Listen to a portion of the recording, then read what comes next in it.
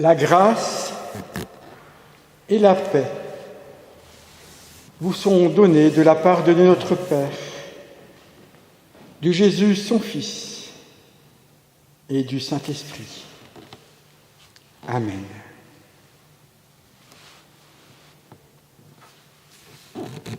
Vous n'avez rien oublié. Vous n'avez rien oublié. Ce n'est pas une question que je vous pose, c'est une affirmation. Vous êtes sortis de chez vous. Avez-vous bien fermé la porte? Avez-vous éteint les lumières? Fermé la gazinière? Quoi qu'il en soit, je vous le dis, vous n'avez rien oublié. Peut-être avez-vous laissé votre portefeuille à la maison. Cela ne fait rien, il y aura une collecte à la sortie du culte peut-être pour la paroisse, mais Fondamentalement, le culte est gratuit. Vous avez reçu à l'entrée une feuille de culte.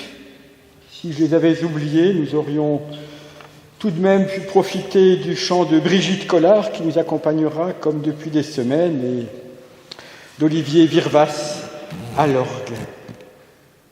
Nous n'avons pas besoin de grand-chose ici.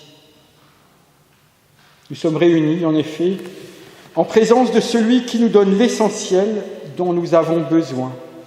Et il nous le donne pour rien, juste par grâce. Et c'est ce qui nous est dit dans ce verset qui est donné en exergue ou en mot d'ordre pour ce culte. C'est par la grâce que vous êtes sauvés, au moyen de la foi. Cela ne vient pas de vous, c'est le don de Dieu.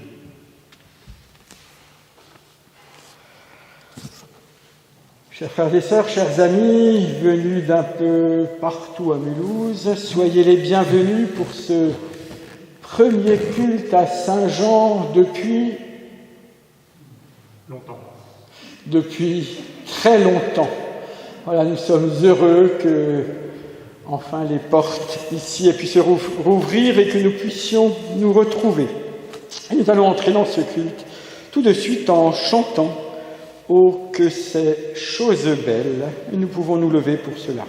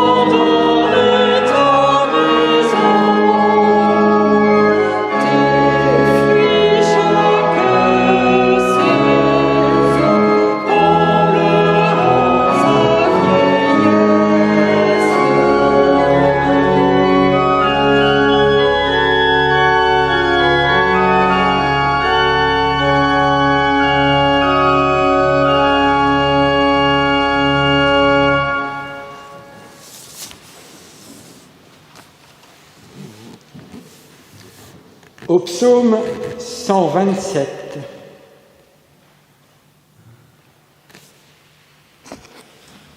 Si le Seigneur ne bâtit la maison, ses bâtisseurs travaillent pour rien.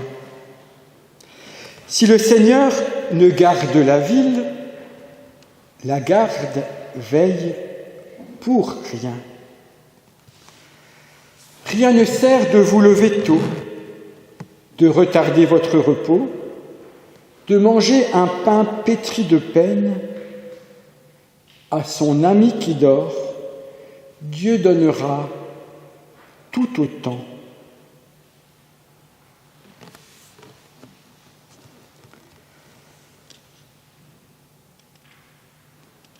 Et nous voudrons confesser notre péché. Dans le livre du prophète Jérémie, ainsi parle le Seigneur. Que le sage ne se glorifie pas de sa sagesse, que le fort ne se glorifie pas de sa force, que le riche ne se glorifie pas de sa richesse, mais que celui qui veut se glorifie plutôt d'être capable de me connaître et de savoir que je suis le Seigneur, qui exerce la bonté, la justice et le droit sur la terre. Prends pitié de moi, Seigneur, écoute ta bonté.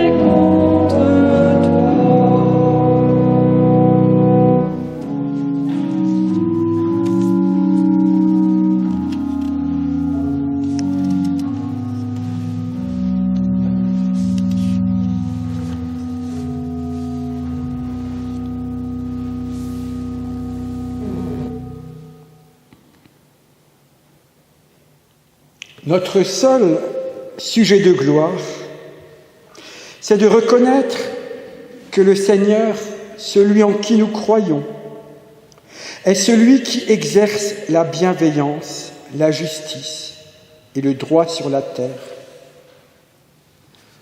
Pour celui qui écoute sa parole, il use de bienveillance.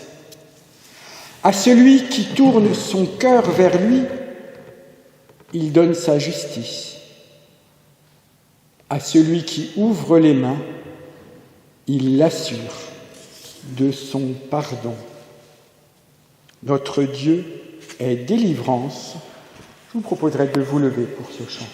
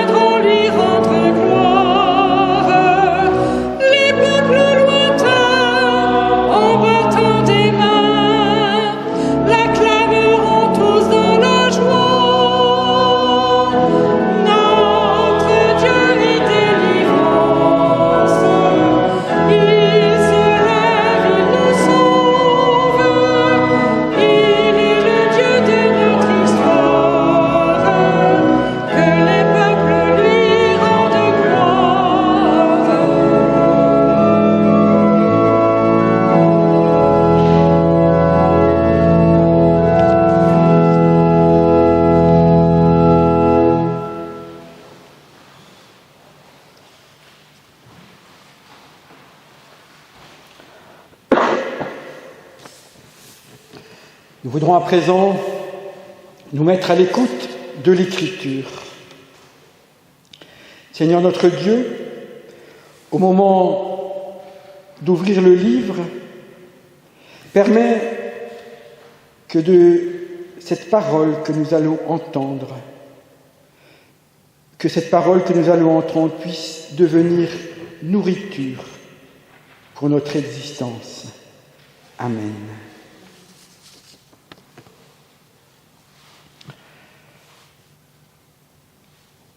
La première lecture proposée pour ce dimanche se trouve dans le livre de la Genèse, au chapitre 12.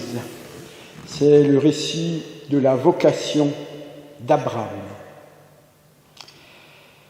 L'Éternel dit à Abraham, « Quitte ton pays, ta patrie et ta famille, et va dans le pays que je te montrerai.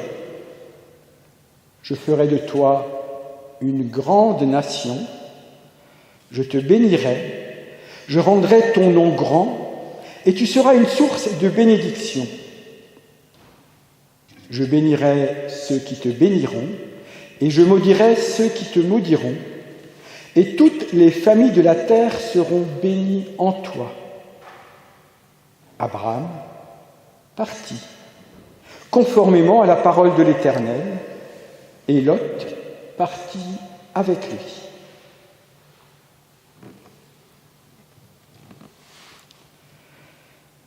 Et puis dans l'évangile de Luc, au chapitre 5, le récit de la pêche miraculeuse. Un jour, Jésus se trouvait au bord du lac de Génézareth, et la foule se pressait autour de lui pour entendre la parole de Dieu. Jésus vit au bord du lac 2 barques. Les pêcheurs en étaient descendus pour laver leurs filets. Il monta dans l'une de ces barques qui appartenait à Simon, et il le pria de s'éloigner un peu du rivage. Puis il s'assit, et depuis la barque, il enseignait la foule. Quand il eut fini de parler, il dit à Simon, « Avance là où l'eau est profonde et jetez vos filets pour pêcher. » Simon lui répondit, « Maître, nous avons travaillé toute la nuit sans rien prendre. Mais sur ta parole, je jetterai les filets. » Et ils les jetèrent, et ils prirent une grande quantité de poissons, et leurs filets se déchiraient. Ils firent signe à leurs compagnons qui étaient dans l'autre barque de venir les aider. Ils vinrent et ils remplirent les 2 barques au point qu'elles s'enfonçaient. Quand il vit cela, Simon-Pierre tomba aux genoux de Jésus et dit, « Seigneur, éloigne-toi de moi parce que je suis un homme pécheur. » En effet, lui et tous ceux qui étaient avec lui étaient remplis de frayeur à cause de la pêche qu'ils avaient faite.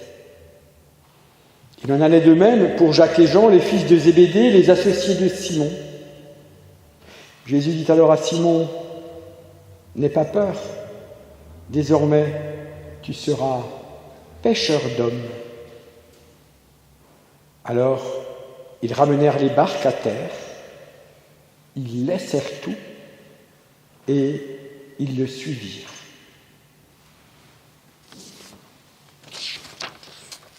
Ô Jésus mon frère,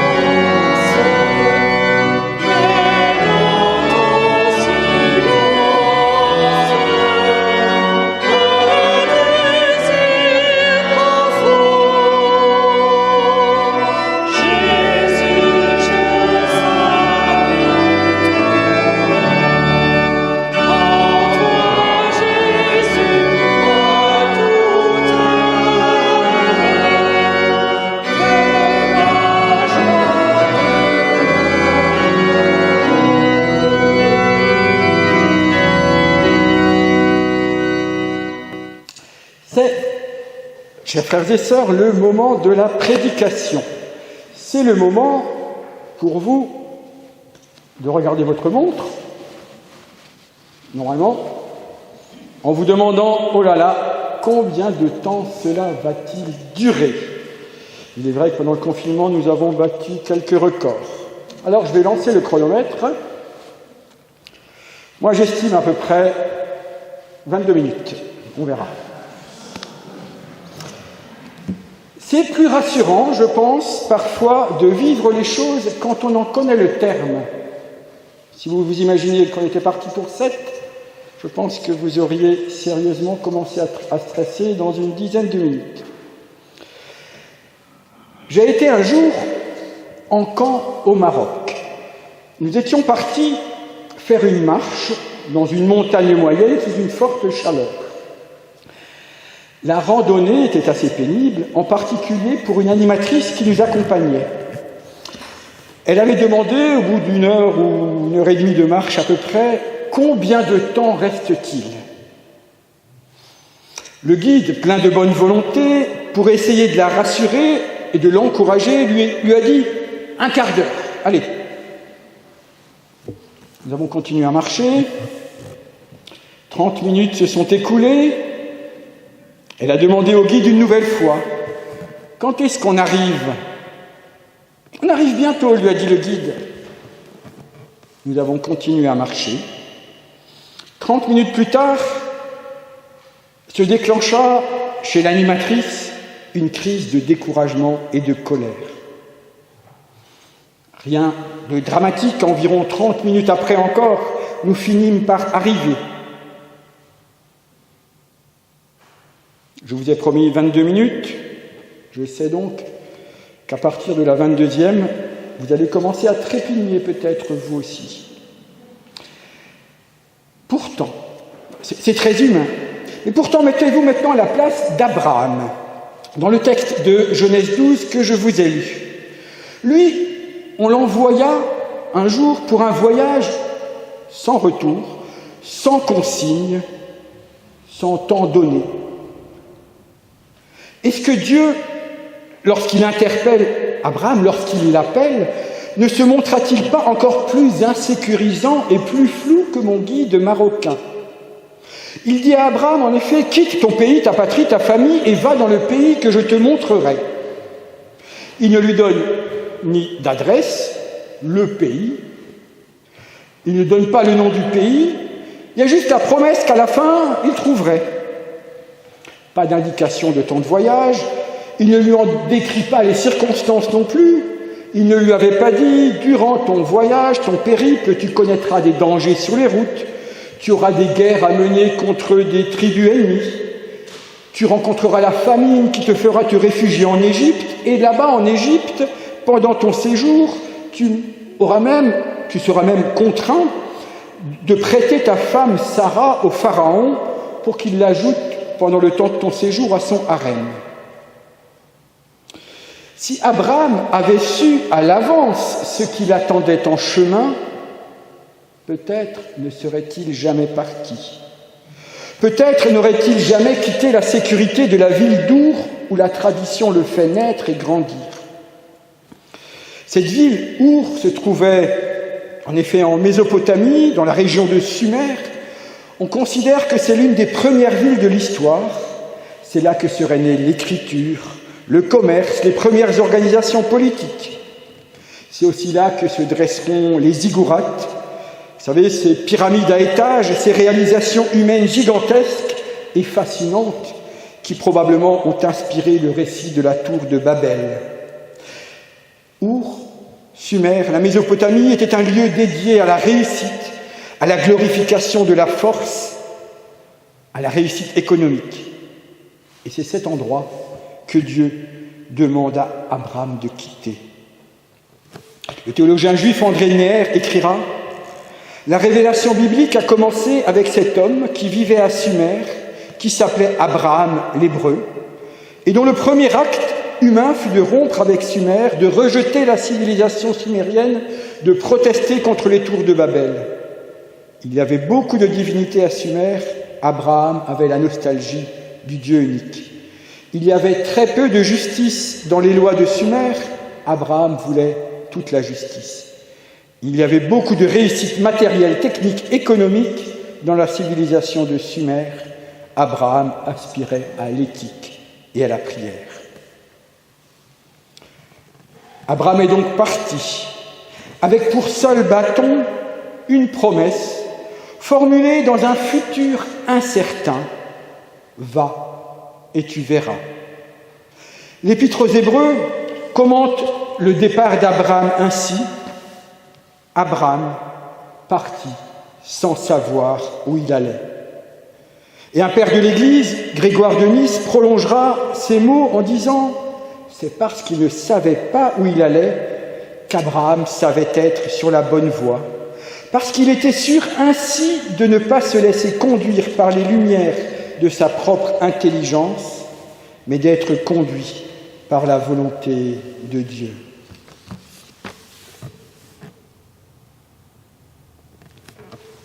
Et venons-en à Pierre maintenant.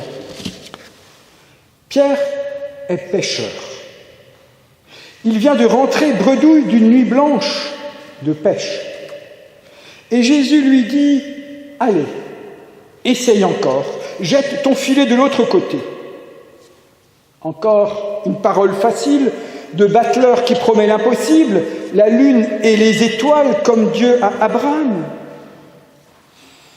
Bien sûr, jeter le filet était un peu moins engageant que tout quitter, comme c'était demandé à Abraham. Mais ce geste de tout quitter, Pierre l'avait déjà fait. On peut se souvenir de la première rencontre de Jésus avec Simon-Pierre. Jésus marchait, est-il dit, c'est dans l'évangile de Matthieu, le long de la mer de Galilée. Il vit deux frères, Simon et André, qui jetaient un filet dans la mer. Et il leur dit « Suivez-moi, je vous ferai pêcheurs d'hommes. » Et aussitôt, ils laissèrent les filets et le suivirent. Comme Abraham, ils laissèrent les filets et ils suivirent. Ils répondirent à l'appel. Nos deux textes, ou nos trois textes, si je rappelle celui de l'appel de Pierre chez Matthieu, disent la même chose. À chaque fois, un appel, sans garantie concrète, juste une promesse. Et qui l'aurait cru? Peut-être même pas eux-mêmes, les promesses vont s'accomplir. Abraham, vous savez qu'il va changer de nom. Son premier nom, Abraham, signifiait le Père élevé, deviendra Abraham, le père d'une multitude, un patriarche reconnu par plus de 4 milliards de croyants aujourd'hui encore. Et Simon, qui signifie « Dieu a entendu ma souffrance », va devenir Pierre, le roc, et, clin d'œil à nos amis catholiques, le premier d'une lignée de papes qui gouverne encore aujourd'hui 1,5 milliard de catholiques et qui est une référence pour 2 milliards à 2,5 milliards de chrétiens. Le filet de pêche ressortira bien de l'eau, si plein de poissons, au point que les filets se déchiraient. Abraham, comme Pierre, ne savait pas où aller. Tous deux ont choisi de s'en remettre à Dieu plutôt qu'à leur intelligence, plutôt qu'à des sécurités humaines, plutôt qu'à leur talent personnel. Et tous deux vont connaître une pêche incroyablement féconde. La foi en la grâce de Dieu qui seul sauve est la chose à la fois la plus difficile au monde et en même temps la plus simple. Seulement la certitude que nous pourrions coopérer à notre salut, que nous pourrions savoir ce qu'il faut faire, est tellement profondément ancrée en nous. Alors que ce que nous découvrons dans nos deux textes, et ce qu'ont découvert tous ceux qui s'en sont remis à la grâce de Dieu, c'est que la promesse pour eux s'est accomplie au-delà même de leur imagination. N'importe quel trader en bourse tuerait, je crois, pour un tel retour sur un si petit investissement qui consiste à faire confiance à Dieu. C'est un paradoxe. Un paradoxe dont nous avons conscience pourtant, qui pourrait se résumer dans une phrase que nous connaissons tous. C'est en donnant que l'on reçoit. Si je force un peu le texte du récit de la pêche miraculeuse, il dit, dans sa version française, je le force, il est dit, c'est ce que dit Pierre, ils n'avaient rien pris. Nous n'avons rien pris durant la nuit. Le verbe, il s'agit du verbe prendre. Pierre croyait peut-être, ou était dans la logique de prendre, de conduire sa vie. Il avait confiance en son expertise, en son expérience, en sa compétence, en lui. Eh bien, moi, ce que j'entends dans ces deux textes, c'est que si je vis dans la logique de prendre, alors je ne recevrai rien. Si je vis dans la logique de donner, je recevrai. Bien sûr, je peux mener ma vie en prenant de l'argent, en prenant du pouvoir, en prenant la place de l'autre, et je recevrai la joie de posséder, la joie de me sentir être quelqu'un, la satisfaction de me sentir plus fort que d'autres peut-être. Mais au regard de l'Évangile, je ne ferai que retirer un filet vide de l'eau, une sorte de malbouffe qui ne nourrit pas vraiment. Je demeurerai bredouille de l'essentiel qui fait une existence. Nous pouvons, et c'est naturel, être tentés de vivre nos relations les uns aux autres, selon un modèle ultralibéral. Le plus fort, le plus doué, celui qui court le plus vite peut prendre sans avoir besoin de donner en retour. C'est peut-être ce qui se joue dans les réseaux sociaux. On vient y prendre de la lumière, on se nourrit de l'admiration que nous donnent les autres, on prend. Mais donne-t-on ? Cela peut se penser dans le champ de la pensée politique aussi. Parce que qu'est-ce qu'une société ? C'est un lieu où j'accepte de me laisser déposséder, d'abandonner un peu de mon pouvoir, en reconnaissant une loi générale qui me contraint, qui me prend un peu de ma liberté. Dans une société, j'accepte aussi de me laisser déposséder, d'abandonner un peu de mon argent, de mes possessions, par les impôts, car je sais qu'ils servent le bien commun. Mais en retour, je crois que je recevrai la promesse d'une vie plus en sécurité, plus harmonieuse, plus fraternelle, et des garde-fous qui me protégeront le jour où je pourrai subir un accident de la vie. C'est ce que le monde entier a vécu ces derniers mois, où tout s'était effondré, et l'ensemble des États du monde, ou presque, ont dégainé leur carnet de chèques pour assurer des salaires aux personnes qui n'avaient plus d'emploi, pour assurer des mesures de chômage partiel, pour sauver des entreprises. C'est peut-être une des leçons de ce qui nous est arrivé qu'il sera utile de nous rappeler. Seulement attention, il ne s'agit pas de valoriser le don en soi. Je ne suis pas en train de vous faire un éloge de la générosité. L'Évangile ne se situe jamais du côté d'une sorte de morale qui trierait entre les généreux et les radins, où on irait regarder ce que chacun fait, ou même moi-même, où je commencerai à culpabiliser pour voir si je suis suffisamment généreux. Ou pour promouvoir la course à l'échalote du plus grand donateur, comme cela s'est passé l'an passé lors de l'incendie de Notre-Dame. Ou bien pour mesurer si je suis capable de donner.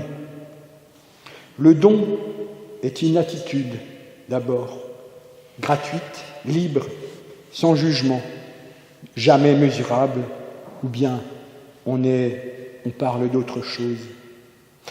Et le don dont il est question dans nos textes est plutôt un appel à la conscience de chacun de nous. Et c'est le thème de ce culte, l'appel qui sauve. C'est une loi humaine, comme il y a des lois physiques et mathématiques, et ce ne sont pas les mêmes. On peut y résister de toutes les manières possibles, mais de la même manière que je ne pourrai jamais empêcher le soleil de se lever demain, je ne pourrai jamais faire autrement qu'accepter que c'est en donnant qu'on recevra. Du point de vue mathématique, donner, c'est vrai, c'est perdre. Si j'ai 3 topinambours et que je t'en donne 1, j'en aurai perdu 1. Mais en matière de relations humaines, donner, c'est recevoir. Et cela, le plus grand des mathématiciens même le saura. Parce que le grand mathématicien ou le grand savant est aussi celui qui connaît les limites de son art ou de sa matière. La plus grande des intelligences, peut-être, c'est de savoir que je ne sais pas. Et plus grande encore est l'intelligence de celui qui s'en remet à Dieu. Et je comprends que l'idée de donner n'est pas d'abord une question matérielle, mais une question de disposition intérieure.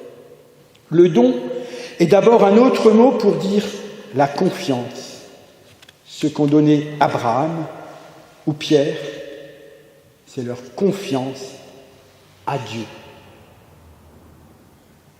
Le don est d'abord une confiance. Il est une invitation à quitter la logique du donnant-donnant dans nos relations, et surtout dans la relation à Dieu. À sortir nos relations des uns des autres de la logique comptable, parce que l'Évangile est illogique et irrationnel, ou plutôt, il relève d'une autre logique, d'un essentiel qu'aucun filet de flèche ne peut attraper concrètement. Parce que vous l'aurez compris, évidemment, le filet de Pierre est une métaphore. Et ce que nous disent nos récits, c'est toujours, paradoxalement, je peux me sauver, je peux participer à mon salut en acceptant que je ne le peux pas. Je peux me sauver en acceptant que je ne peux pas me sauver. Voici l'évangile de la grâce. Vous connaissez la phrase de Jésus qui dit « Celui qui voudra sauver sa vie la perdra, et celui qui la perdra, à cause de moi, la trouvera. » Vous connaissez aussi ces mots de cette prière que l'on attribue à François d'Assise. C'est en donnant qu'on reçoit, c'est en s'oubliant qu'on trouve, c'est en pardonnant qu'on est pardonné, c'est en mourant qu'on ressuscite à la vie éternelle. Donner, faire confiance, c'est comme sauter dans le vide. Il en va ainsi du don matériel. Si j'hésite à donner, par exemple, à un sans domicile fixe que je croise dans la rue, en me demandant est-ce qu'il ne va pas aller s'acheter des cigarettes ou d'autres choses, je ne saute pas dans le vide, je garde la maîtrise de mon don. Il en va pareillement du don relationnel, que ce soit en amitié ou en amour. Si je conditionne ma confiance, ou si je me demande, si je lui donne ma confiance, est-ce que je ne vais pas me faire avoir? Qu'est-ce que je pourrais perdre en donnant de moi à l'autre? Cela ne peut pas fonctionner. Et il en va de même de la foi. Abraham ou Pierre n'ont pas négocié une assurance vie pour leur départ. Au contraire d'un autre personnage de la Bible, vous savez, ce jeune homme qui voulut suivre Jésus, mais qui lui dit « Il faut juste que j'aille enterrer mon père avant cela ». Le don ne peut pas être cela. Il ne peut pas y avoir d'attente. Le don ne peut être qu'un abandon. Et la promesse ne peut opérer qu'à cette condition. Ce n'est qu'en acceptant ce saut dans le vide que je saurai si les mains de Dieu sont là pour me porter. Et pourtant, je ne vais pas sauter dans le vide comme une provocation, comme une tentation, pour faire la tête brûlée ou pour tester Dieu, pour obtenir des preuves avant de m'engager. Ce serait encore une manière de vouloir avoir ma petite maîtrise sur les choses et sur Dieu. Ainsi, je suis libre. J'ai le droit de ne pas donner. Je ne suis pas obligé de donner à tous les pauvres ou de dire oui à toutes les sollicitations relationnelles, parce que l'enjeu n'est pas là. L'enjeu, c'est que quand je donne, je le fais sans attendre quelque chose en retour. Je donne car je crois que c'est le chemin auquel je suis appelé. Parce que je crois, comme Abraham, comme Pierre, que c'est à cela que Dieu m'appelle. Et je fais confiance en cette parole.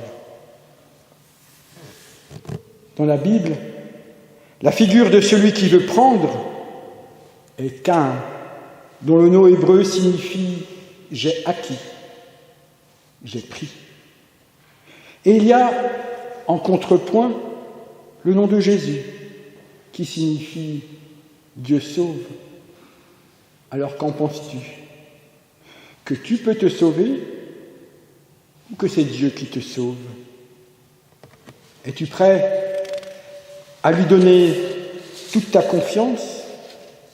Es-tu prêt à lâcher le poids de devoir faire, réussir, comparer? Es-tu prêt à abandonner ces questions qui t'obsèdent et t'usent? Ai-je bien fait? Ai-je assez fait? Aurais-je pu mieux faire? Aurais-je dû en faire plus? Dans le journal Réforme, cette semaine, un théologien disait « Il y a les dieux de la vie courante que l'on se choisit et le Dieu auquel on s'abandonne. » Et il reprend aussi une phrase de Martin Luther qui disait « Ce à quoi tu attaches ton cœur et t'abandonnes, voilà au fond ton Dieu. » Martin Luther était hanté par le désir d'essayer d'être quelqu'un de bien devant Dieu, de bien faire pour satisfaire, et il constatait chaque jour que cela lui était impossible parce qu'il prenait Dieu pour un comptable. Jusqu'à ce qu'il en vienne à découvrir, au cœur des écrits de Paul, la clé. Et cette clé, elle est dans ce verset qui est au début de votre feuille. C'est par la grâce que vous êtes sauvés au moyen de la foi. Cela ne vient pas de vous. Cela ne vient pas de vous. Sois Abraham alors, quitte ton pays. Sois Pierre, jette ton filet de l'autre côté. Fais confiance et tu seras sauvé.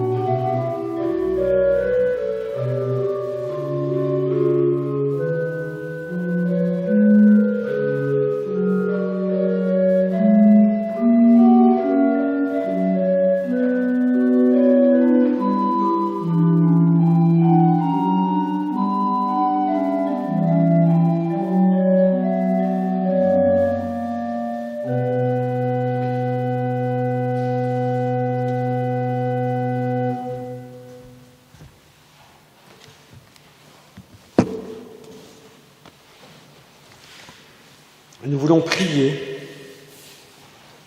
avec cette prière que j'ai évoquée tout à l'heure, que l'on attribue à François d'Assise, même si elle n'est pas de lui.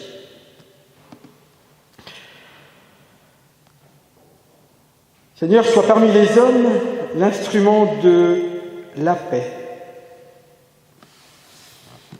Que là où est la haine vienne l'amour, que là où est l'offense vienne le pardon, que là où est la discorde vienne l'unité, que là où est l'erreur vienne la vérité, que là où est le doute vienne la foi, que là où est le désespoir vienne l'espérance, que là où sont les ténèbres vienne la lumière, que là où est la tristesse vienne la joie.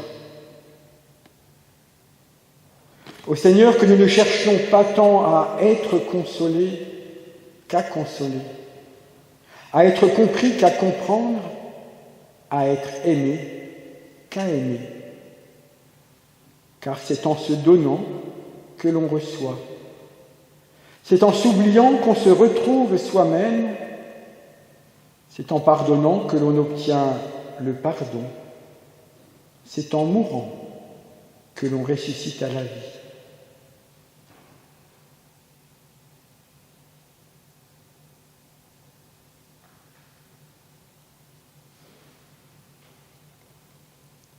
Et ensemble, nous voulons te dire, notre Père qui es aux cieux, que ton nom soit sanctifié, que ton règne vienne, que ta volonté soit faite sur la terre comme au ciel.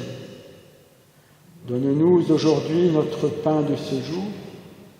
Pardonne-nous nos offenses, comme nous pardonnons aussi à ceux qui nous ont offensés. Et ne nous laisse pas entrer en tentation, mais délivre-nous du mal. Car c'est à toi qu'appartiennent le règne, la puissance et la gloire pour les siècles des siècles. Amen.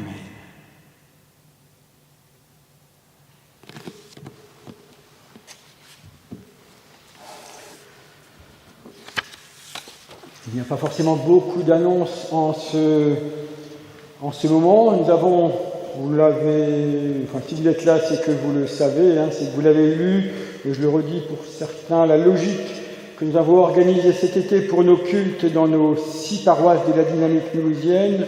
On propose chaque week-end 2 cultes, un le samedi soir à 18h, un le dimanche matin à 10h. C'est à chaque fois le même pasteur et les mêmes cultes.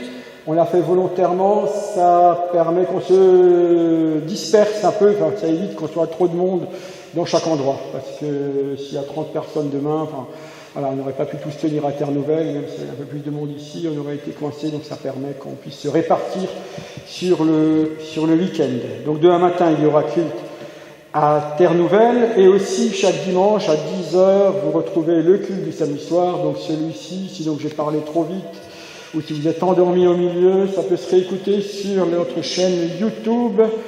La vidéo se déclenche à 10h, c'est pour ne pas faire concurrence au culte, évidemment, qui a lieu demain matin. Voilà. Est-ce qu'il y a d'autres choses, Céline, Michel, qui auraient à dire? 25 juillet à quelle heure? 14h à 15h30, le 25 juillet, un bibliologue à Isaac en salle Killman. Voilà, aussi, je vous le dis aussi, puisque ça, évidemment, ça nous concerne tous comme paroisse. Il y a beaucoup de choses qui ont été annulées, en particulier cette année la confirmation. J'ai rencontré les familles des confirmants il y a 3 semaines à peu près. Nous avons décidé de programmer la confirmation le 11 octobre. On n'a pas encore choisi le lieu. On espère qu'elle pourra avoir lieu, mais pour le moment, on se projette dans la possibilité de la faire le 11 octobre. Si jamais les circonstances faisaient que ça ne le soit toujours pas, ce serait repoussé cette fois-ci au mois de juin. Mais pour le moment, elle est programmée à cette date-là. C'est une invitation pour le dernier chant que nous entendons à côté, pour cet immense bonheur. Voilà.